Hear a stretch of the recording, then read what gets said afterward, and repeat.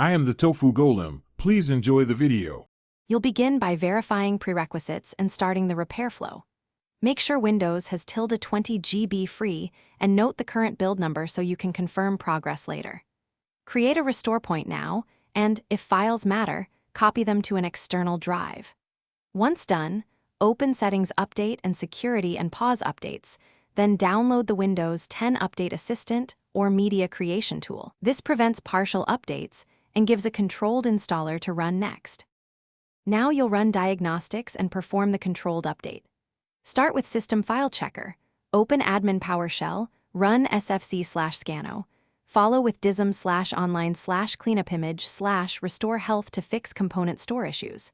Once those complete, launch the Update Assistant or the Media Creation tool you downloaded and choose Upgrade this PC. Make sure to disconnect printers and external drives, then follow prompts. Allow the installer to reboot the machine. Finish by confirming the new build and cleaning up. After install, go to Settings Update and Security Windows Update and view Update History to confirm success. Check About for the build number.